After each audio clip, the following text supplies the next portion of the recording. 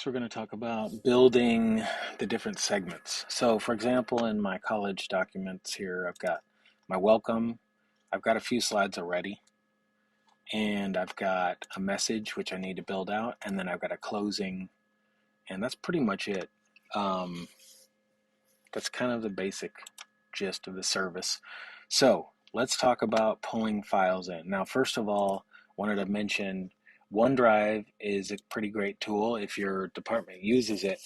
If you click up here, or better yet, you should have a services over here in the top.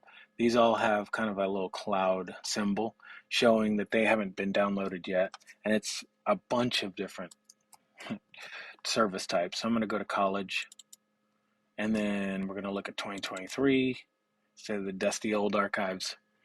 Now, there's a couple things here. I've got graphics videos, which might be something that we're using like week in, week out, and they're just there so they're easy to find. And then here I've got kind of this week's, should probably create one for today, which is a week later here, just so we can have that. But anyway, here's last week's. We have a little document in here, and if we take a look at that, it's a flip video instructions. Cool. Okay, so we're going to need that in the message. So anybody can put stuff in this, generally people on staff, and then it's easy to add quickly to your message document. Okay, so let's talk about building out the welcome and so forth. So first, we're going to go over to ProPresenter, and I'm going to launch the media bin, or Control V, not Command V. Notice I have a media bin in here, which is called college already. If you don't already have your service bin, you can go in here and create a playlist. Let's say this might be for Sunday. And then we have also these things called smart folders. And what that does is essentially creates a link to a folder so that anything you drop in that folder, suddenly it's available. So for last minute changes, that's super useful. It might get a little complicated, but once you use it, you can see the advantage of it. So if I create a smart playlist, I'm going to go in here, create a smart playlist. I can actually link this. If I go to services, I can link it straight to the cloud. Maybe college 2023 803. If I hit OK, now it's going to download that document. Now, the interesting thing about this is it doesn't always import exactly the way you want it. So there's a couple of attributes on the media bins that you need to be aware of. First of all, if I right click, there's scaling. Generally, you want to scale to fit because you want to see the entire picture. You don't want it to be zoomed in, and you generally do not want to stretch. Foreground versus background, generally, unless this is like a scripture background or a worship background, you're going to use foreground because that way it won't compete with the slides. And when, like, for example, this is a foreground, so if I click on it, it's going to show here, but then if I click on a slide, that's going to cover up. This is a background, so if I click on it, it will show behind the slides. And here's the media layer, and here's the slide layer. Okay, so this one is a background. So if I go in here, I need to tell this. You can tell it over here, smart playlist behavior, so that anything that drops in will become foreground, which is what you want to do. Generally want foregrounds 100% of the time. Obviously here backgrounds, these should be backgrounds, right? And sometimes we'll use scale to fill just so we don't have black bars or some weird thing. If they're not the exact right shape. So if I go over here, it's foreground, but it did not change the scaling. So I'm going to hit scale to fit, so that now it actually will be the correct shape.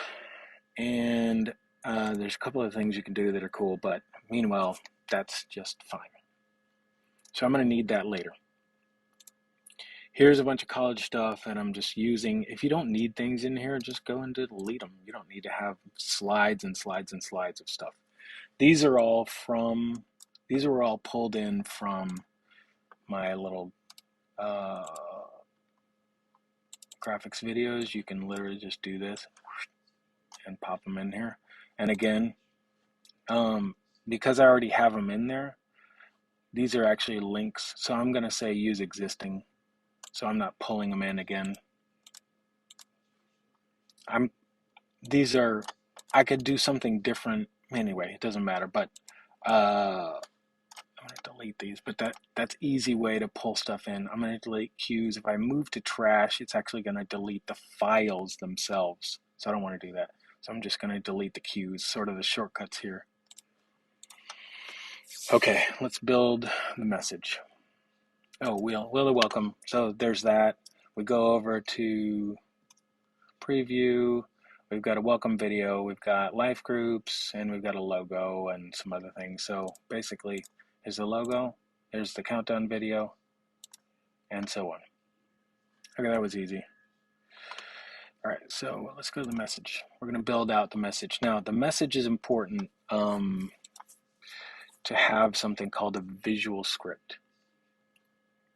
I've already downloaded that, hopefully.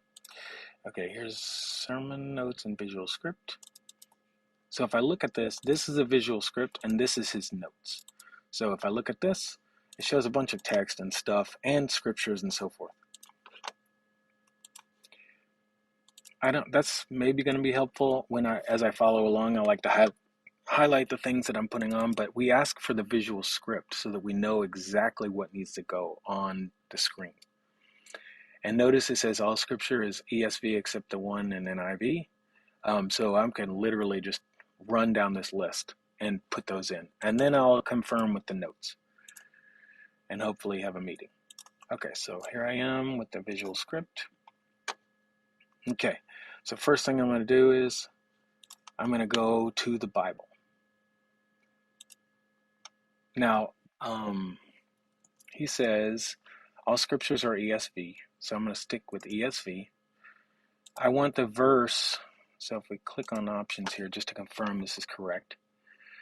I don't want to show those, I don't want to break on a new verse, I don't want to display the translation, although I could. I usually put it on the last, the reference is the last. And then my theme is going to be the scripture or the message theme, which is just basically a big box. Now when I go here, this is kind of referencing that slide. I want the verse to go into the text box, and then the reference is going to be with the text in there, not a separate box.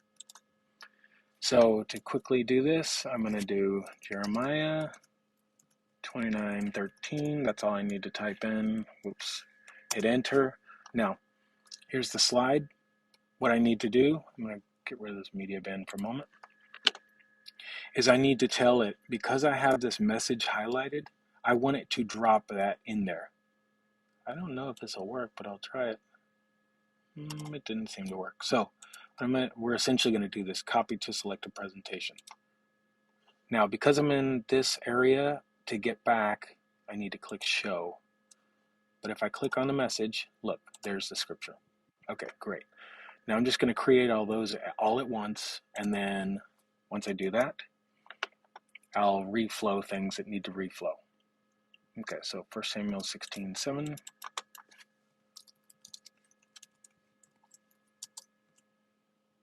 Okay, great. I just want to confirm it's correct. All right. 2 Samuel 11:1-5. I'm going to guess this is going to be, a long one. So I'll use this to show you reflow. Yep, it's a long one. So that wall of text is just not that helpful. I'm not actually going to create the rest of these. But if we click play, you can see that I've got one scripture here, and a scripture here that spans 2 slides. I'm going to open my media bin. I'm going to drop this guy, the logo, in between each scripture. Cool. Not on top, between. Now this background, I am going to drop behind, but first, it's actually going to be better if I just reflow this. So turn that back off. Reflow. I could have reflowed first and then added the the logos. Okay, so this is actually probably a good point to insert a slide break. Now, reflow is great. Instead of cutting and pasting and so on, I can just create new slides by creating a page break. So I don't want it to end with and.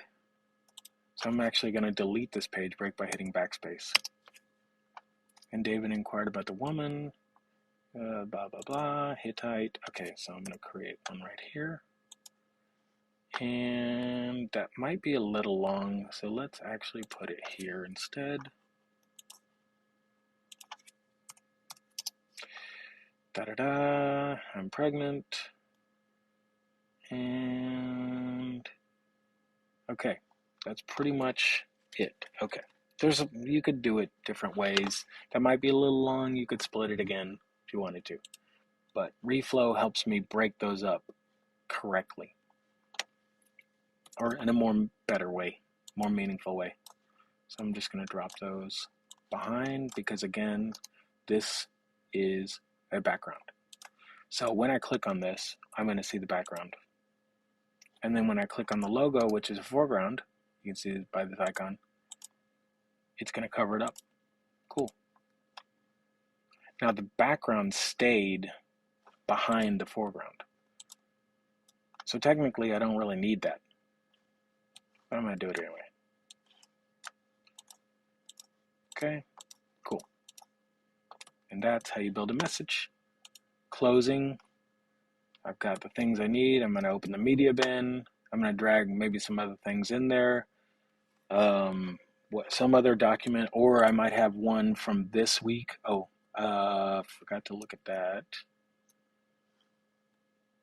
Okay, I think it's the first slide. So what we're going to do is, this was this week's smart folder. I'm going to go back to my message, and I'm just going to drag this in. And then I need another, oops, I need to go back to college, drag this guy in, and now I can go look at my instructions and back, because this is foreground. So keep it straight between foreground and background, and you'll be good. Okay.